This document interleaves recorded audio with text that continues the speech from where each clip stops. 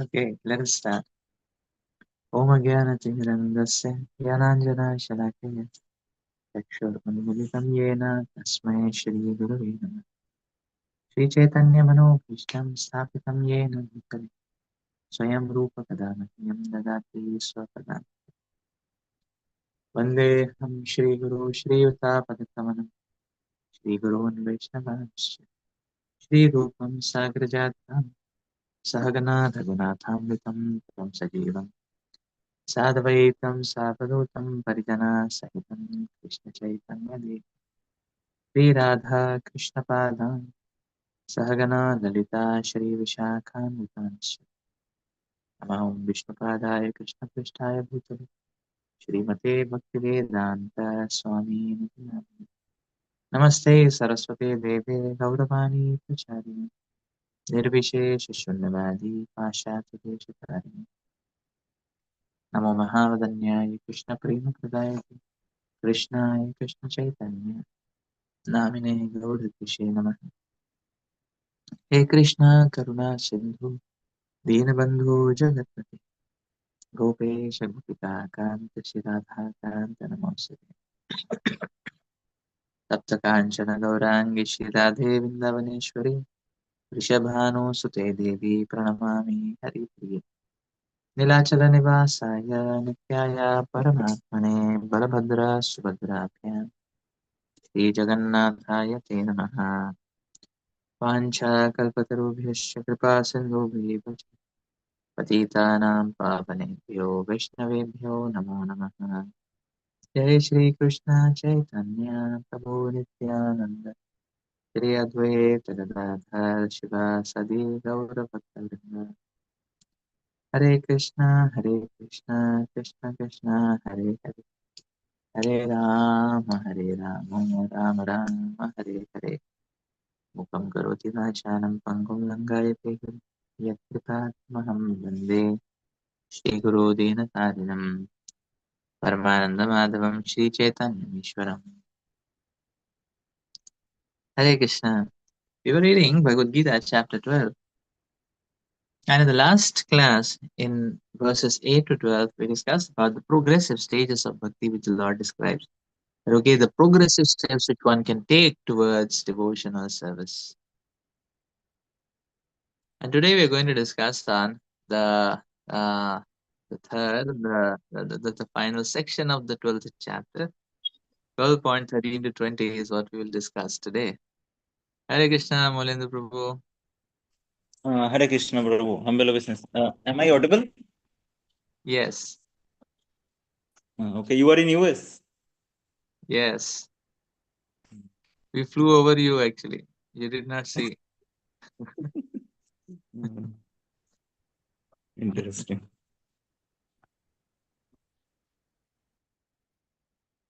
So,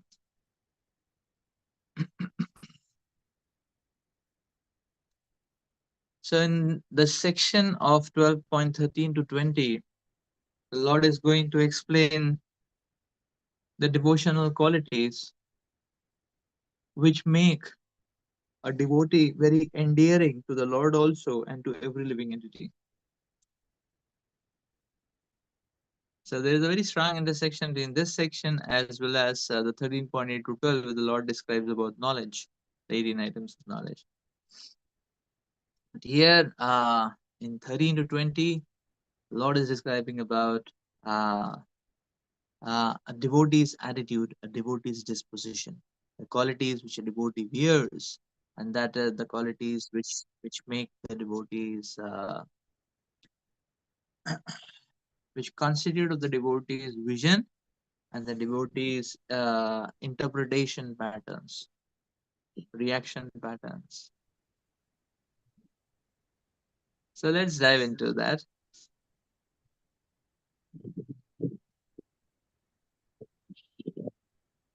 This is Bhagavad Gita, chapter 12, text 13.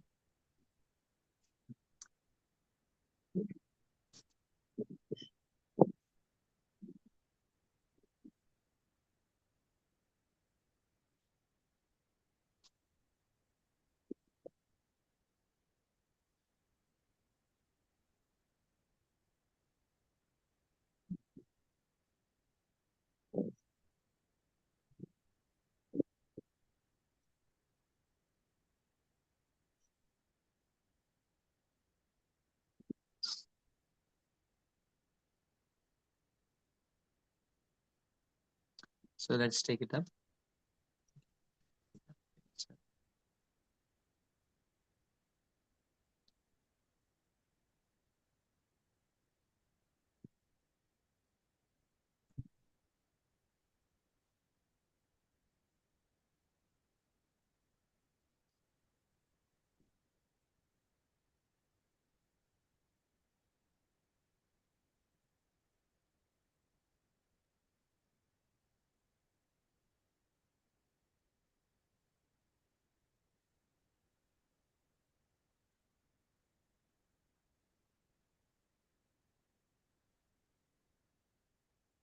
Adveshta sarvabhutanam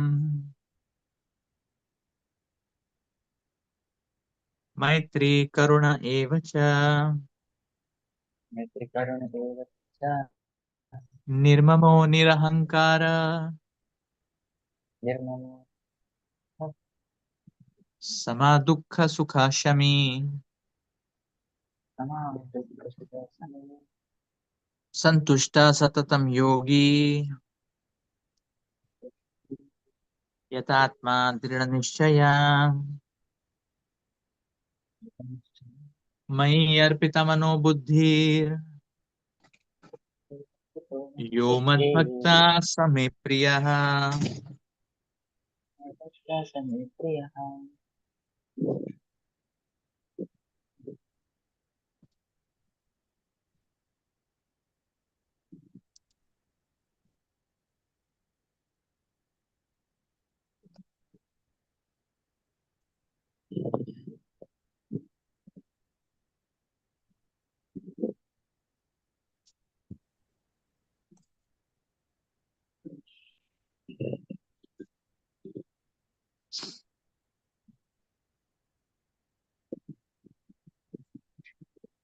One who is not envious, but is a kind friend to all the living entities, who does not think himself a proprietor and is free from false ego, who is equal in both happiness and distress, who is tolerant, always satisfied, self-controlled, and engaged in devotional service with determination.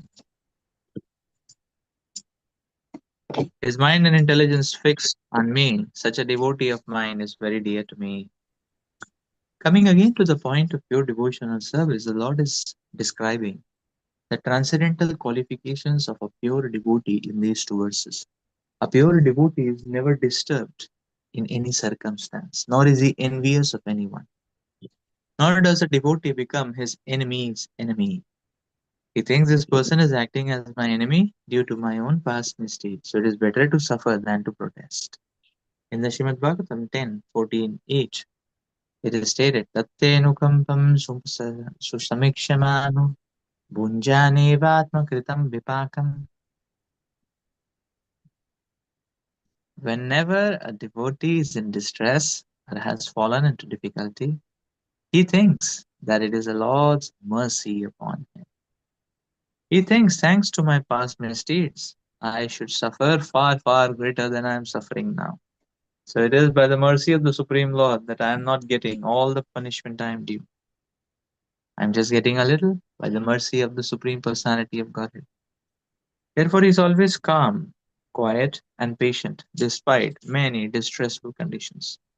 A devotee is always also kind to everyone, even to his enemy. Nirmama means a devotee does not attach much importance to the pains and trouble pertaining to the body, because he knows perfectly well that he is not this material body.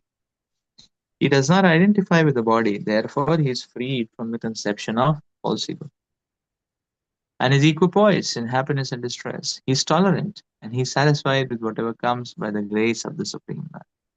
He does not endeavor much to achieve something with great difficulty, therefore, he is always joyful.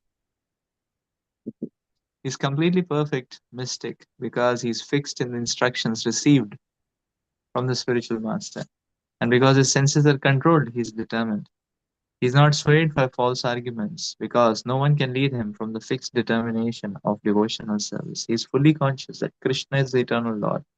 So no one can disturb him. All these qualifications enable him to fix his mind and intelligence entirely on the Supreme Lord.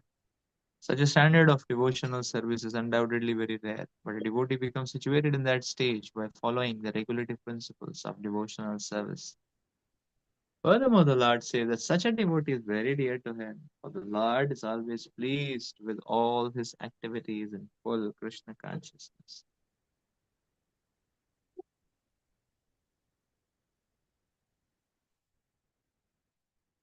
So, one who is not envious but is a kind friend to all the living entities, who does not think himself a proprietor and is free from false ego, who is equal in both happiness and distress, who is tolerant, always satisfied, self controlled, and engaged in devotional service with determination.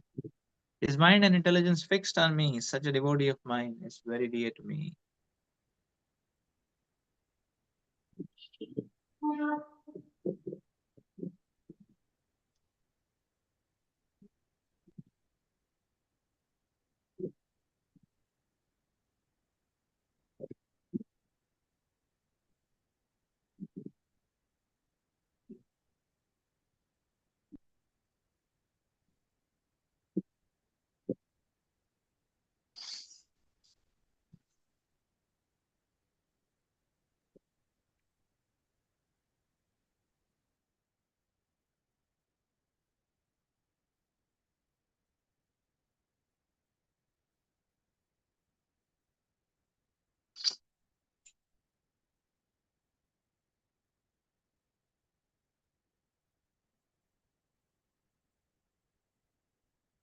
The Vedic Shastras are explaining this revolutionary figment of knowledge that our suffering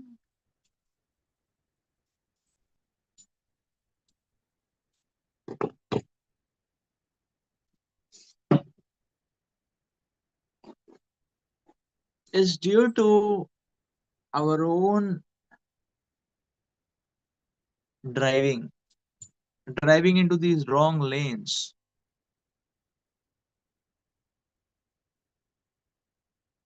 being dictated by the material desires.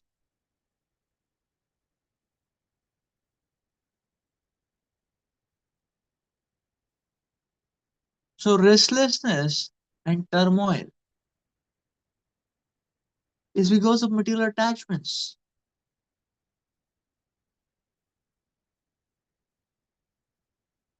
Because we hook ourselves to a wrong place.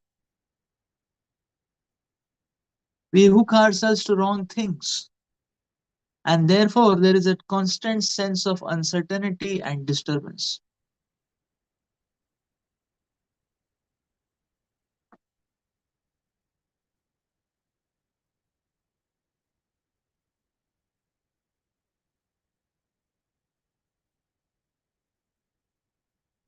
Just like our temple here in Boston, yesterday we were meditating on this, is located on Commonwealth Avenue.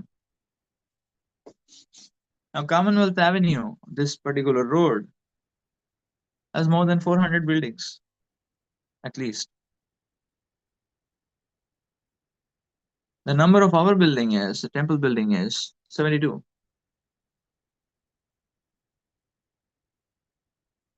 So you see, the point is, so yesterday we were meditating. The point is, as long as one is, now as long as we are inside 72 Commonwealth Avenue, we can sit and chant as much as we want.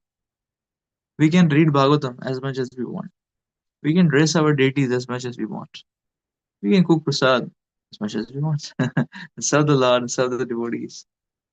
So all our Krishna conscious activities we can do unrestrictedly.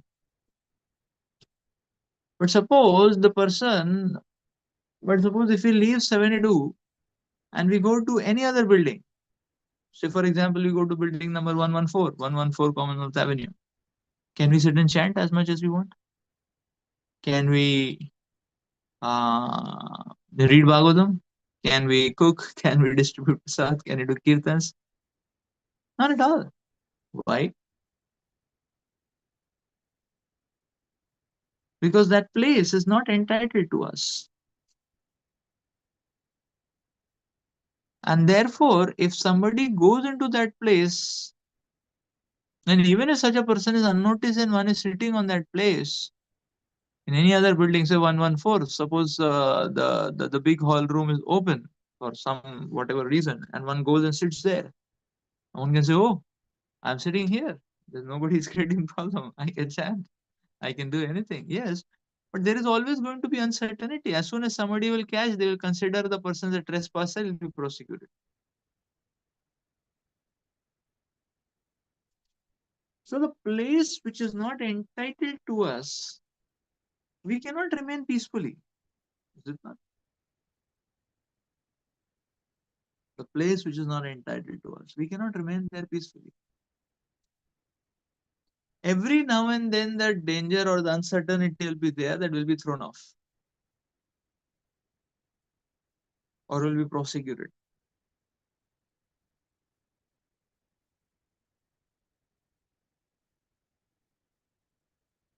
But the place which we are entitled to, one can be very free and peaceful. This is what Srila Bhaktivinoda Thakur explains. He says, "Hirakori anayase takotumi Krishna dina or kenu maya jale podithecho jiva mina nahi jan baddha hoi robe tumi chirodina."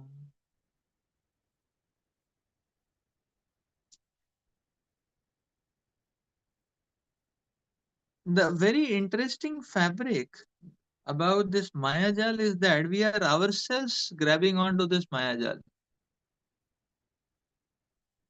So the material desire is our own grabbing actually. So the living entity is grabbing on to this Mayajal and getting bound and then struggling and stifling and suffocating.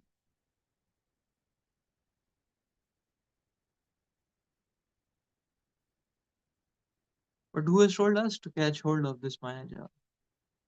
It's all material drive. So therefore, if we drive and try to perform activities on things which are not entitled to us, we will be restless. There will be uncertainty.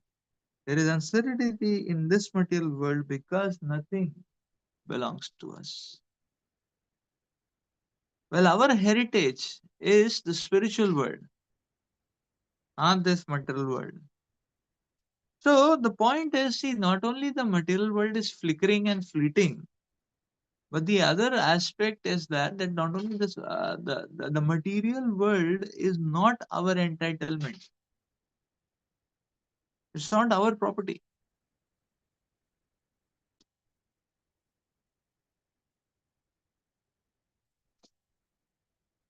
Like suppose we go to somebody's home and we are some guest, I mean some acquaintance home and all that. A person is very much formal. A person is very much yes. Person is very much formal. Person we are very much reserved. So we cannot just take the leverage like that. So one may be reserved also, So even if one has to go to washroom, one will look here, there, whom to ask where is the washroom, can I use the washroom? One will be little more reserved because it's not our place. One will not be free. Suppose they're serving some prasad. Can we take 4 servings? No, not at all. Person will be very cautious. But okay, it's another person's place. If I, eat like I eat and voice, they may think, "Arey, kaun sa petu aa gaya," no? So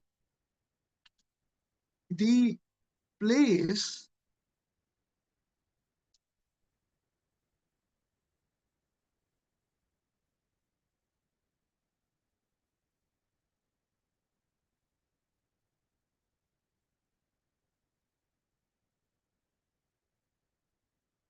Like Radheshampu would tell always, he would say, "Okay, so all of you brahmacharis," Radheshampu would say, many times Grahastha devotees come to feed a lot of prasad.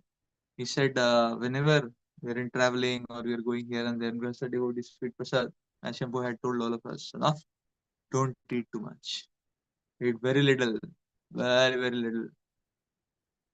He said, if you eat too much, they will think, no, this Sanskrit defiles, they'll, you lose your respectability. So better control your senses. That is what Prabhu would always teach. So the point is that the place or this material world,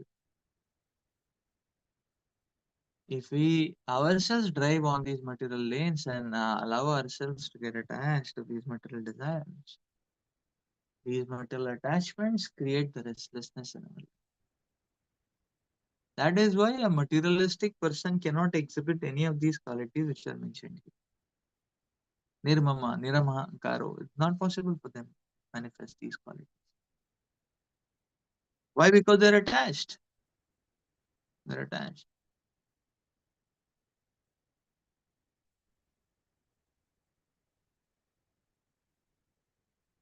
So we are here in United States. We see much of the Indian community. It is as if a calamity has fallen on them. Why? So everybody is in so much anxiety and restlessness. Why? Because whether they'll be allowed to stay here or not, whether they'll be allowed, they'll be given job or not, they'll be able to come back or not. So, but you may say, what's the problem? We are not allowed to stay and come back. India doesn't have dearth of land. Yeah, India doesn't have dearth of the land. But for many people here, even some devotees, they feel that coming back to India is like transitioning back to a hellish life. They feel like that. Well, when we see all around, we are seeing other way around. We see it other way around. No? Like that, there is no dearth of space and land in India. What is the problem then? And there are 200 nations, by the way, in the world. United Nations is just one of them, one small entity. Uh, United States, just one small entity. Hmm? So the point is, so then why there is misery? Where is the anxiety? Who is causing it? The person himself or herself is the cause of his or her own anxiety, her or own restlessness, his or her own suffering, material attachments.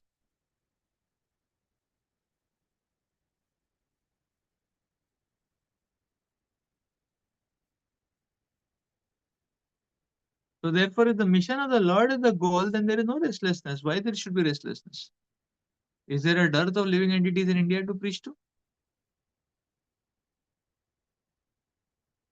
Or living entities are only found in United States? Say preaching is the goal, one will not be having problem. Because even if one is deported out of this country, so what is the problem? There are 195 nations filled with living entities. One can preach to anyone and everyone. There is no problem actually. That is why we will see that when a person is having a spiritual orientation and spiritual desires, such a person will not suffer in any circumstance. So Srila Prabhupada is quoting Tattenukampa Susumikshama. No, this state is possible when we shed off the material outlook and the material desires and the material attachments and install the spiritual outlook and spiritual desires.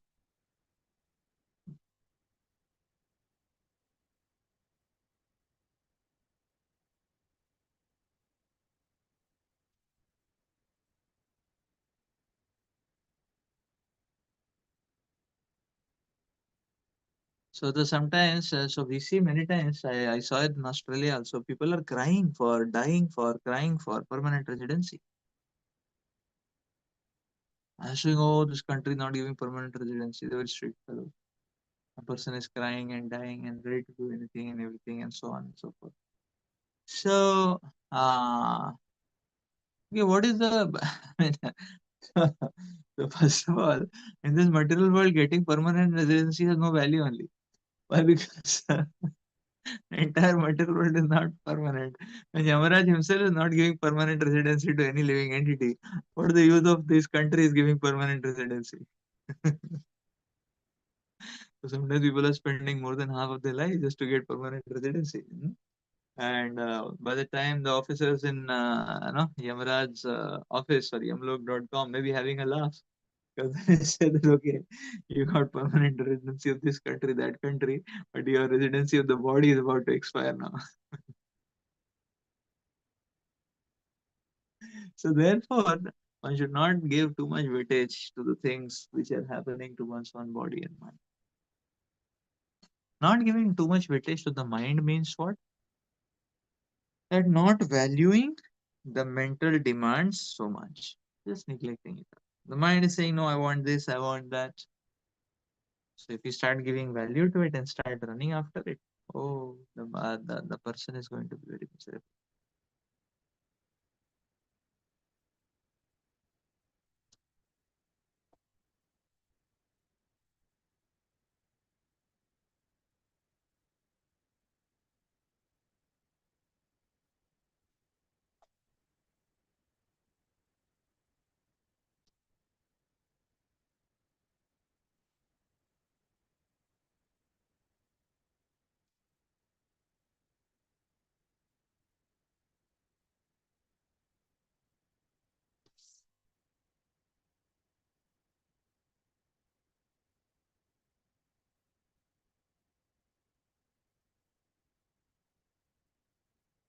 Okay, there is a question that we see devotees of Vrindavan actively seek shelter of Krishna when in danger, which looks against this verse. How do we understand this?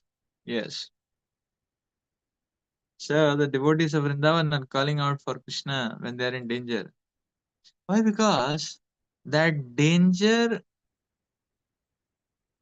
the attempt of that dangerous situation is to separate them from Krishna, and that is intolerable to the Brajavasis.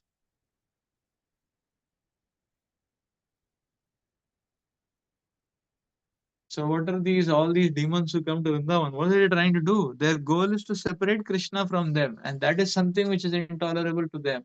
And that is why they are crying for Krishna's intervention. Because they don't want to lose Krishna at any cost.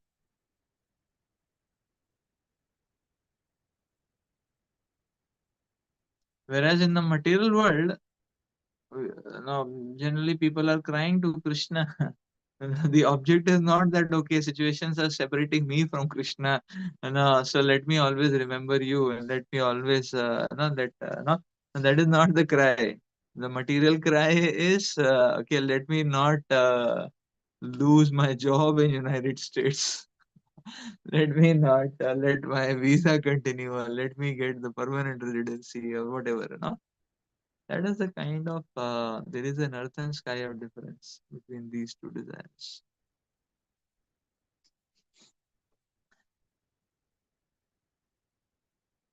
So the Vrajavasis are crying and praying to Krishna for protection of their relationship with Krishna, not for protection of their material things. That is the prime difference. Let's read further.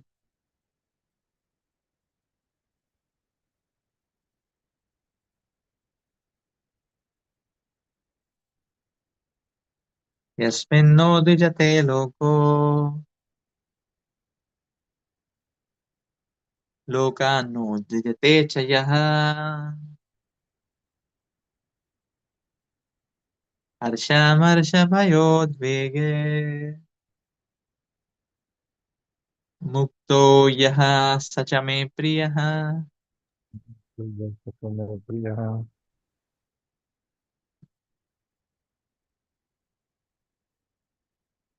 He by whom no one is put into difficulty and who is not disturbed by anyone, who is equipoised in distress and happiness, fear and anxiety, is very dear to me. So a few of the devotees' qualifications are further being described. No one is put into difficulty, anxiety, fearfulness, or dissatisfaction by such a devotee. Since the devotee is kind to everyone, he does not act in such a way as to put others in anxiety. At the same time, if others try to put a devotee into anxiety, he is not disturbed. It is by the grace of the Lord that he is so practiced that he is not so disturbed by any outward disturbance. Actually, because the devotee is engrossed in Krishna consciousness, and engaged in devotional service, such material circumstances cannot move him. Generally, a materialistic person becomes very happy when there is something for his sense gratification, and his body. But when he sees that others have something for their sense gratification and he hasn't, he's very sorry and envious. When he's expecting some retaliation from an enemy, he's in a state of fear, and when he cannot successfully execute something, he becomes dejected. A devotee who is always transcendental to all such disturbances is very dear to Krishna.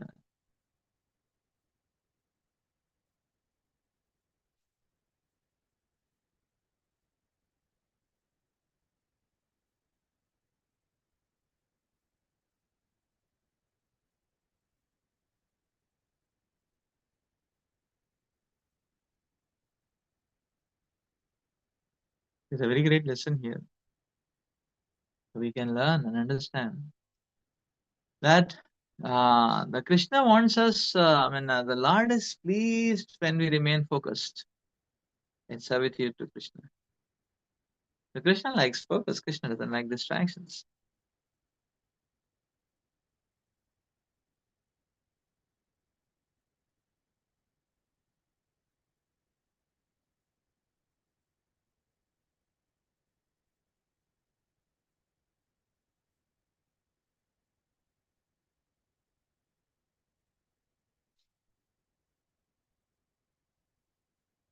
So therefore the Lord is telling not to be vulnerable to disturbances.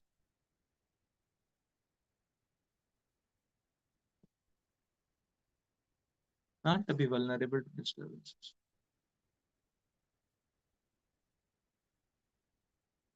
See, we have to understand that no matter other living entities, what they can take away from us, they can only take away our material things from us. But here Bhagavatam is saying, Arey, material things are not that very important. Your real treasure is your spiritual heritage, and that nobody can snatch away from us.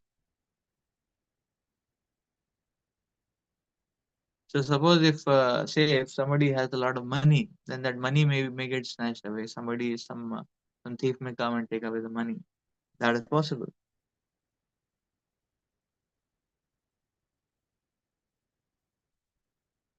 So person having money will be in fear and anxiety because it may be taken away and he'll be disturbed.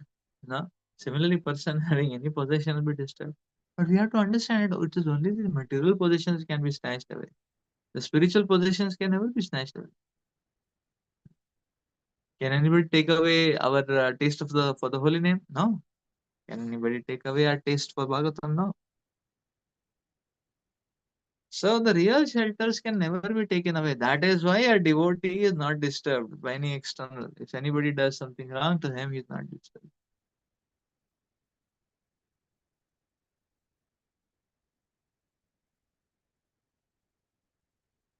Because the core spiritual transcendental treasure which a devotee has can never be taken away from such a devotee. That is why one is never disturbed.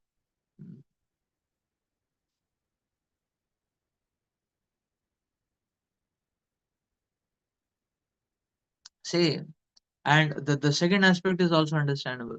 Such a devotee doesn't create any anxiety for others, any trouble for others. Why? Because such a devotee doesn't expect anything material from others.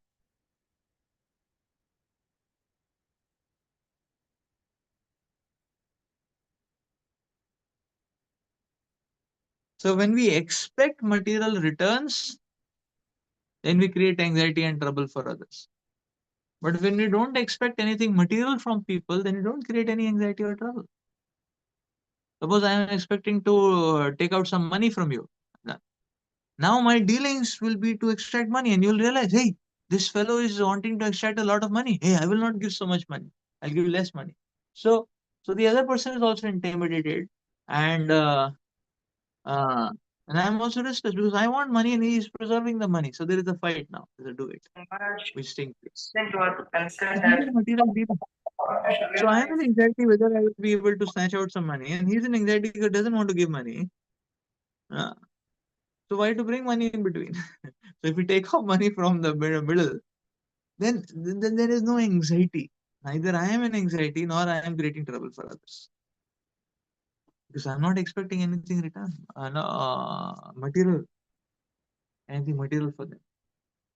So material expectation is a cause of ourselves being restless and anxiety, and material expectation is the main cause of creating disturbance for others. So when we have to understand therefore that as long as we have material consciousness, we will be a disturbance to the community of devotees around us also. What to say of Srila Prabhupada and the Acharyas, but we will be a disturbance to the community of Vaishnavas and Vaishnavis around us. Why? Simply because of our material desires. Because these material desires will force us to act in exploitative ways, to act in ways which create trouble and disturbance and anxiety for others. It's all because of material desires. So we need to give it up. It's very dangerous, very deadly.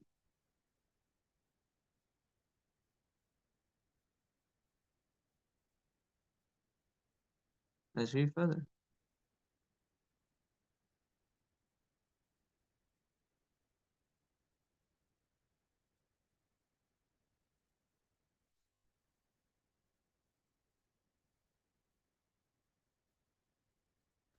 Anapeksha Shuchir Daksha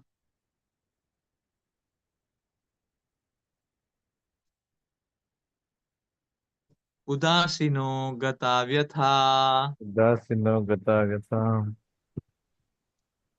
Sarvarambha Parityaji Sarvaramba Parityagi Yo Mad Bhakta Same Priya. Yomad Bhakta.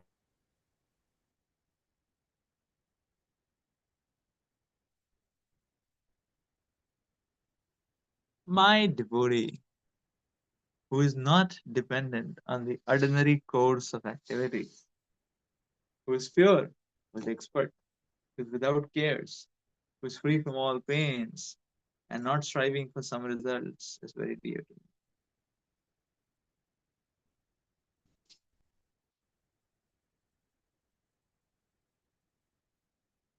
But money may be offered to a devotee, but he should not struggle to acquire it.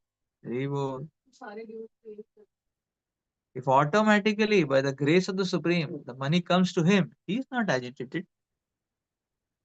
Naturally, a devotee takes a bath at least twice in a day and rises early in the morning for devotional service. Thus, he is naturally clean both inwardly and outwardly. Inwardly, because he's not hankering after money. Outwardly, because he's taking bath. Good, na? The devotee is always expert because he fully knows the essence of all the activities of life and he is convinced of the authoritative scriptures. A devotee never takes the part of a particular party, therefore, he is carefree. He's never pained because he's free from all designations. He knows that his body is a designation. So, if there are some bodily pains, he's free.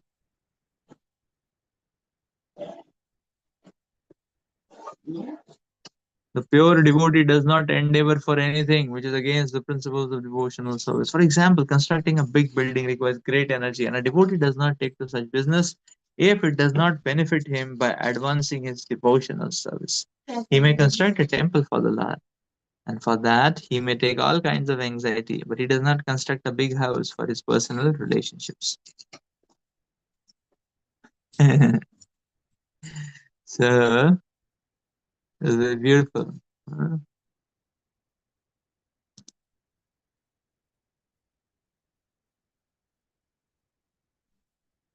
Yeah. So,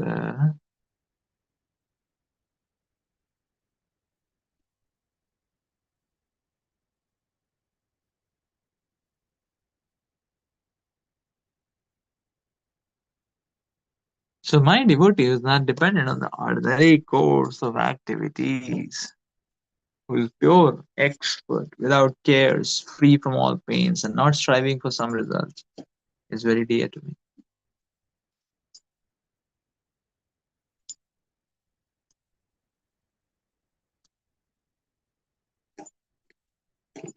So Srila Prabhupada is very beautifully talking about cleanliness, external and internal cleanliness. But internal cleanliness is not to be hankering and running after money, not to be running after money.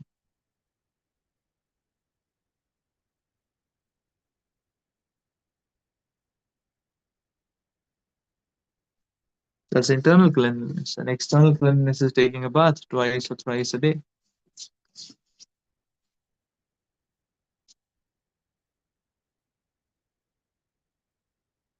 So therefore it is said a devotee does not perform the ordinary chores of activities. So why ordinary chores? See, ordinary chores of activities are the royal pathway towards entanglement. Therefore, a devotee is not interested in these ordinary chores of activities.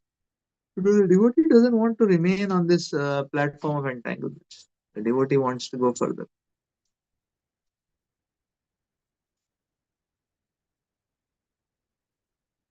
Ordinary chore of activities. Many times our devotee community makes many videos. Ordinary chore of activities. Person is studying, a person is working, and then he's married, his children, and then he's training the children. This kid, this cat, this mom. Yeah. So the ordinary chore of activities simply keeps us entangled into this material world. The devotee is not interested in that.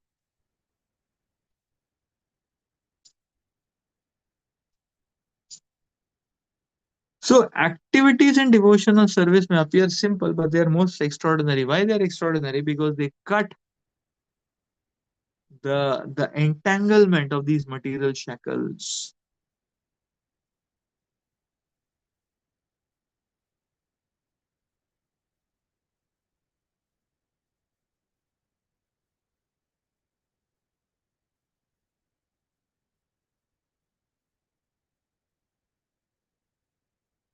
So therefore, devotional activities are extraordinary.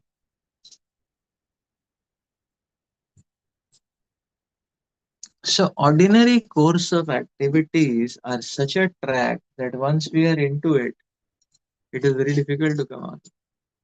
Very difficult. The person is in a vicious lane. Now the person cannot come out.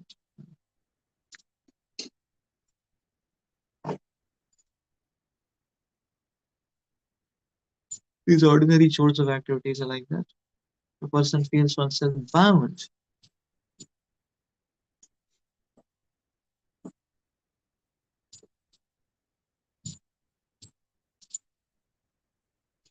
This bondage is what needs to be cut down.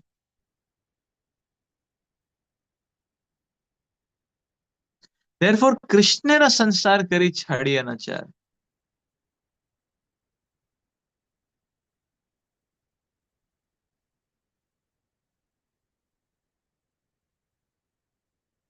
One should struggle and work hard for Krishna's family, for Krishna's business, not our own business. That will entangle us.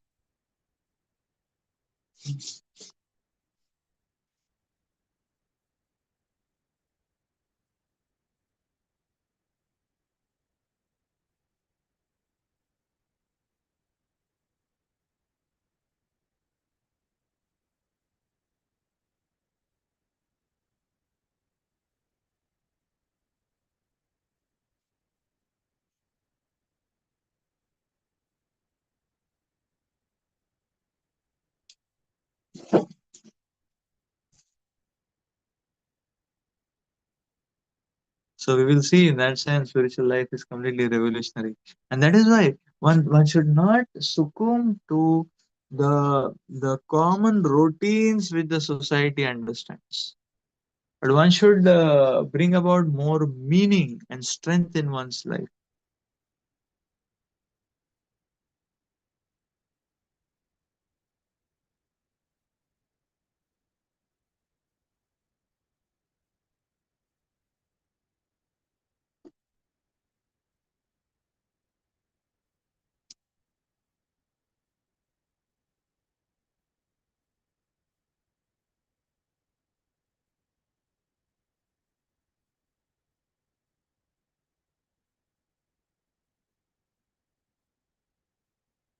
So that way, Krishna consciousness is extraordinary. The one who is not attached and shackled, that is a great mercy. In fact, that is one of the greatest mercies of Lord Shri Chaitanya Mahaprabhu. Just like as it was dawned on Sri Raghunath Das Goswami, because as his father, Hiranyan Govardhan Majumdar, they were saying that, oh, this boy is not attached to the wealth more than an Indra, is not attached to a wife who's like Apsara. Who can stop such a person? So there, the point is there. The point is that, okay, if we do not feed these material attachments, then nothing in this world can stop us from going back to the spiritual world. That is the point. It is these material attachments which block us and choke us up.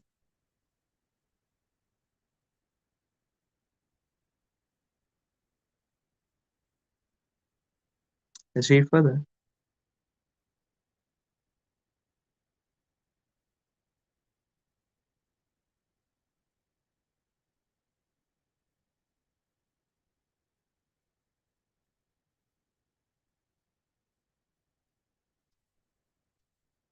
यो न हृष्यति न द्वेष्टि न शोचति न काङ्क्षति शुभाशुभा परित्यागो अशुभ परित्यागी या भक्तिमान् यस मे प्रियः भक्तिमान जैसा में प्रिय हरिवो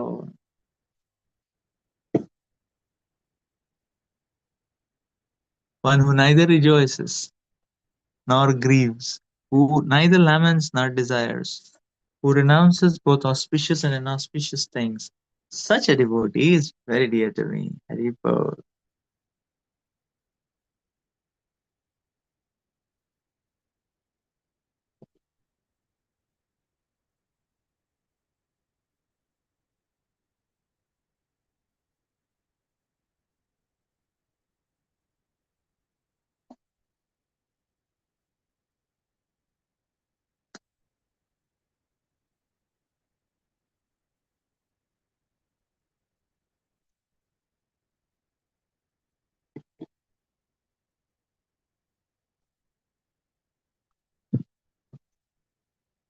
A pure devotee is neither happy nor distressed over material gain or loss, nor is he very much anxious to get a son or a disciple, nor is he very much distressed by not getting them.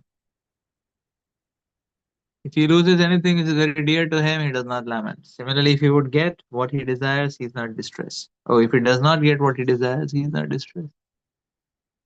He is transcendental in the face of all kinds of auspicious, inauspicious, and sinful activities. He is prepared to accept all kinds of risks for the satisfaction of the Lord. Nothing is an impediment in the discharge of his devotional service. Such a devotee is very dear to me. Such a devotee is very dear to me. Because nothing is an impediment in the discharge of his devotional service.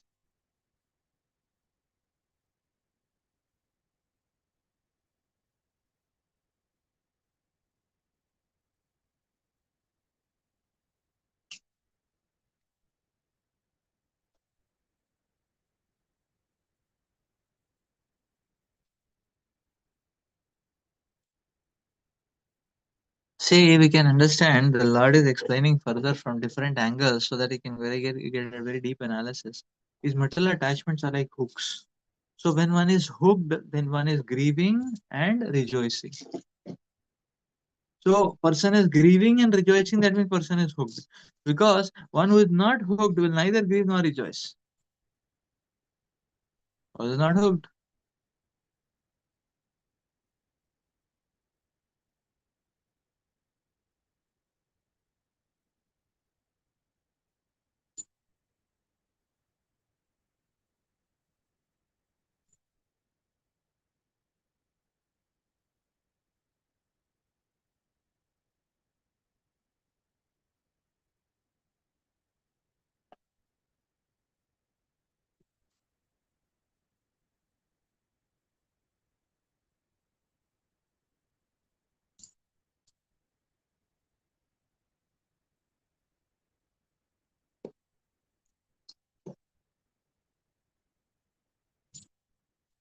So we see that, see, material plane and spiritual plane are completely different from each other.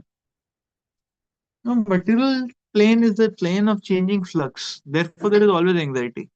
If something has not come, there is anxiety whether it will come or not. If it is there, there will be anxiety of preserving it, maintaining it, and there will be this fear of losing it or seeing that it gets, seeing it being destroyed or something.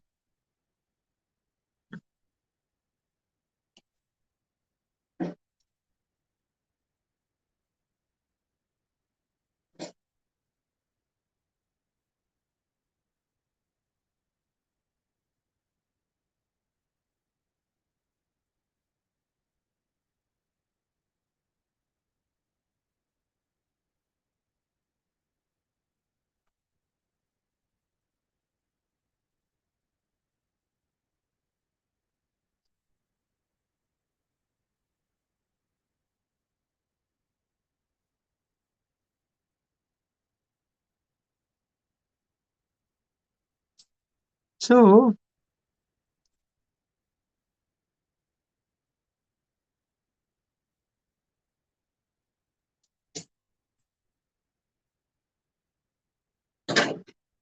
it is this material attachment which makes us agitated and titillated. Otherwise, one can remain steadfast in devotional service. That is very much possible. See here, Prabhupada is saying,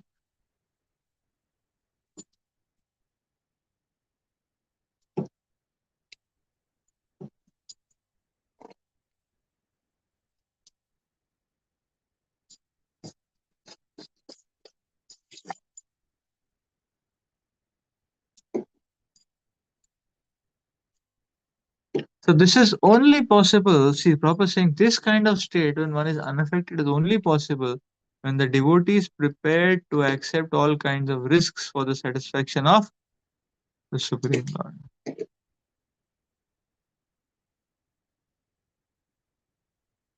And therefore, Prabhupada is saying that nothing is an impediment in the discharge of this devotional service. So the import here is that unless one is ready to accept all kinds of risks for the mission of the Lord, one will not be able to give up that kind of attachment, that kind of hook. And thus one will always remain on that platform being affected by the ups and downs on the material scale.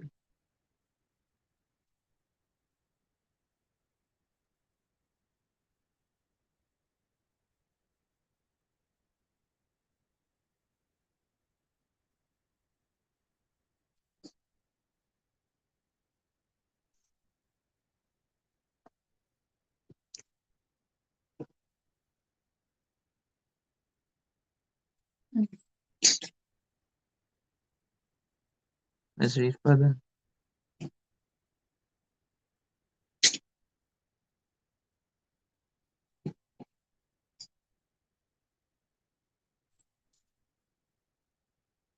Samashatrau cha mitre cha tathamanapamanayo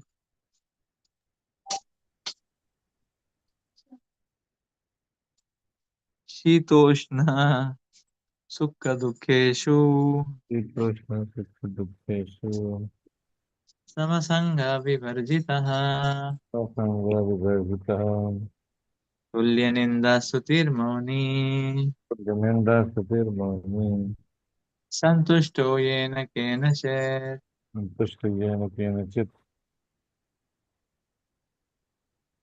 aniketa sthiramatir Niketa Siddhamati bhaktiman me priyam naraha. Bhaktiman Priya Naraham.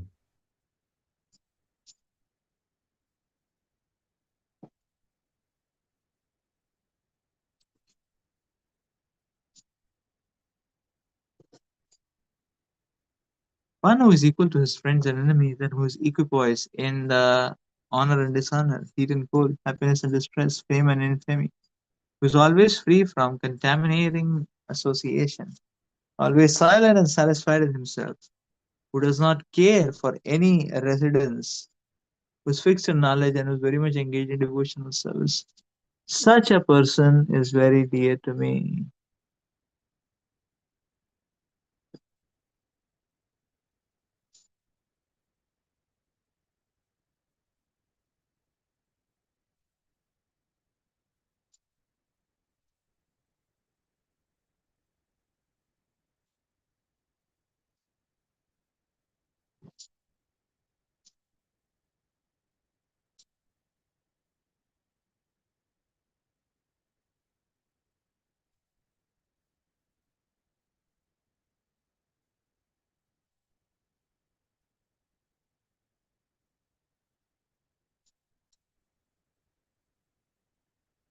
Yeah.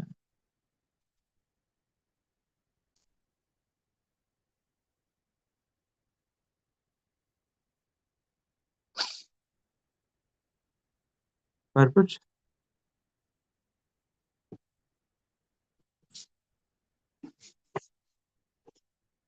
A devotee is always free from all bad associations. Sometimes one is praised and sometimes one is defamed. That is the nature of the human society. But a devotee is always transcendental to artificial fame and infamy, distress or happiness. He is very patient. He does not speak of anything but the topics of Krishna. Therefore, he is called silent. Silent does not mean one should not speak. Silent means one should not speak nonsense. One should speak only of essentials. And the most essential speech for the devotee is to speak for the sake of the Supreme Lord. The devotee is happy in all circumstances. Sometimes he may get very fanatical foodstuffs, sometimes not, but he is satisfied. Nor does he care for any residential facility. Nor does he care for any residential facility. He may sometimes live underneath a tree and he may sometimes live in a very palatial building. He is attracted to neither. He is called fixed because of being fixed in his determination and knowledge. We may find some repetition in the descriptions of the qualifications of the devotee. But this is just to emphasize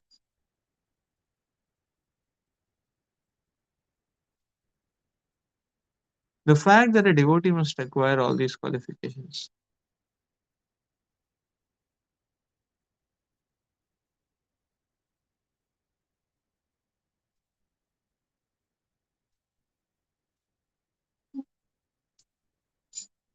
Without good qualifications, one cannot be a pure devotee. Hara bhaktasya kuto mahadguna.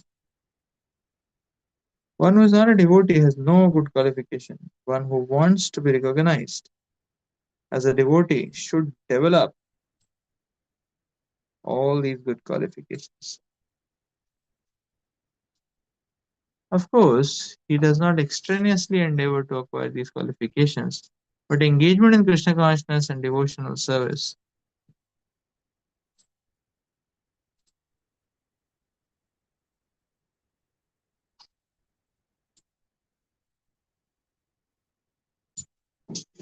automatically helps him develop them.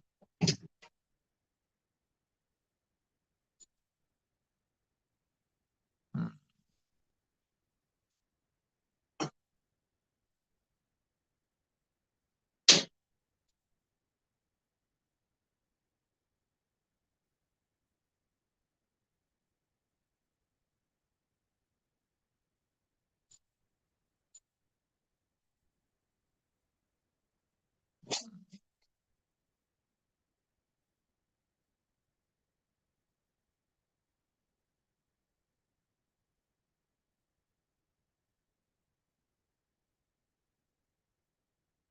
They are saying devotee is very patient. It does not speak anything but the topics of Krishna. Silent does not mean not speak. One should not speak nonsense.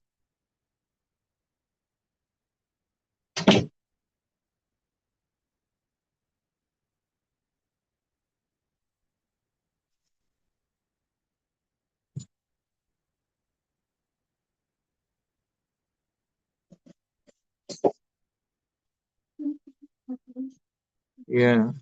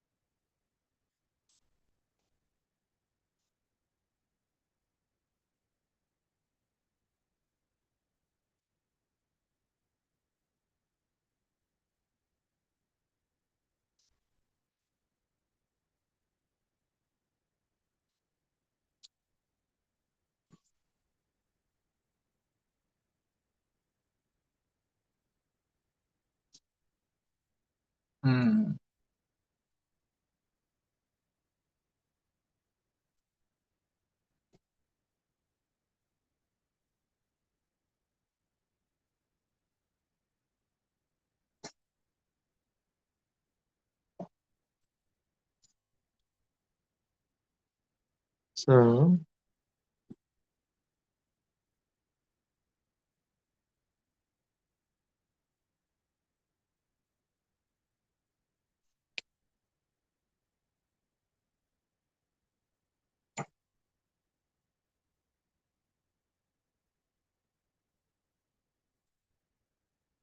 yeah, so the Lord is promoting here equanimity, equipoise nature, equipoise nature. So here it is said that a devotee doesn't require anything. The devotee is satisfied and remembering Krishna and getting some opportunity to serve Krishna.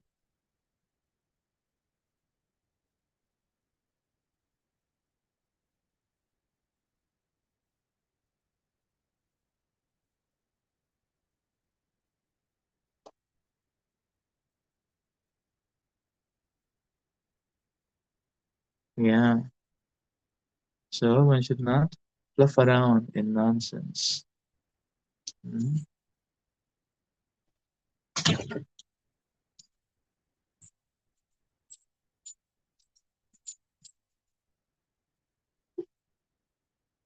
So we see that Krishna is ready to offer shelter to us. But only when one gets hooked to these material things does one separates oneself from this experience of the oceanic love that the Lord is ready to give. So the wake up call is to derive strength and pleasure from connection to Krishna. Such a devotee can handle any material situation.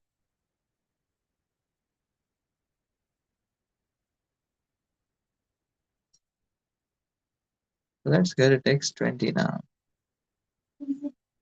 Yes, this last verse 20. ये तो धर्मम् अमृतम् इदम्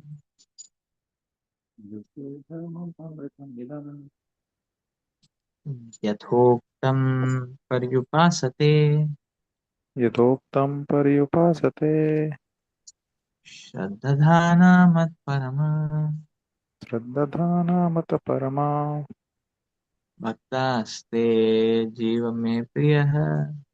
भक्तास्ते अतीव मे प्रिया.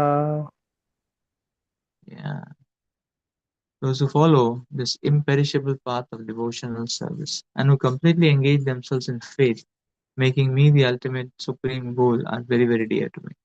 In this chapter, from verse 2 to the end, from Maya Vesha Mano Ye Mam, fixing the mind on me, to Ye Tu Dharmam Amritam Idam, this religion of eternal engagement, the Supreme Lord has explained the process of devotional service for approaching Him. Such processes are very dear to the Lord, and He accepts a person engaged in them.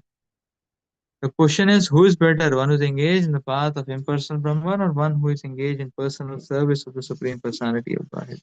Was raised by Arjuna, and the Lord replied to him so explicitly that there is no doubt that devotional service to the Supreme Personality of Godhead is the best of all processes of spiritual realization.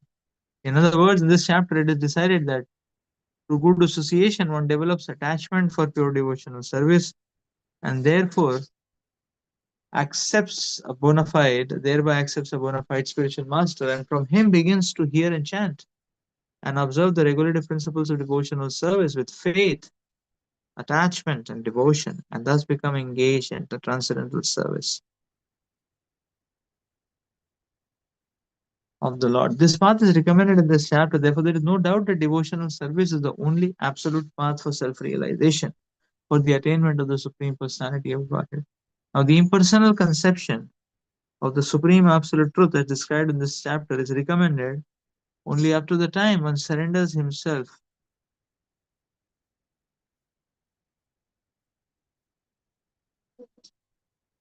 Yeah, for self realization. In other words, as long as one does not have the chance to associate with the pure devotee, the impersonal conception may be beneficial. In the impersonal conception of the Absolute Truth, one works without fruitive results, meditates and cultivates knowledge to understand spirit and matter.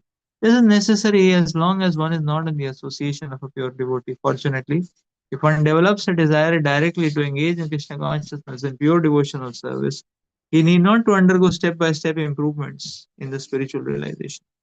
Devotional service, as described in the middle six chapters of Bhagavad Gita, is most congenial. One need not bother about materials to keep the body and soul together, because by the grace of the Lord, everything is carried out automatically. Thus ends the Bhaktivedanta purpose to the 12th chapter of the Srimad Bhagavad Gita in a matter of devotional service.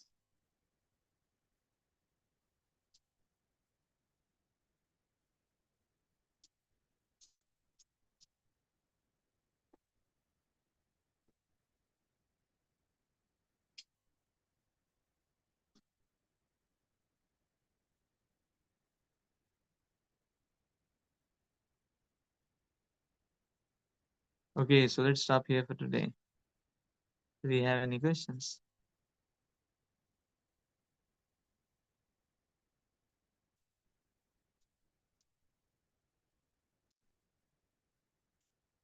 Fine, so this completes chapter 12. And in further classes, so we'll try to keep the Bhakti Shastri regular, a little bit more regular. So, uh, so this is chapter 12, and this completes the entire unit, chapter 7 to 12, the unit. That was the third unit. Going further, we'll go into NOI, NOD, and Ishopanishad, and then finally we will cover Bhagavad Gita 13 to 18. So next class we'll begin with Nectar of Instruction. जय श्री प्रभुपाद की जय, ग्रंथ ration Bhagavad Gita की जय, हरि बोल. Hare Krishna. Jai. So we thank all the devotees for coming. Hरि बोल.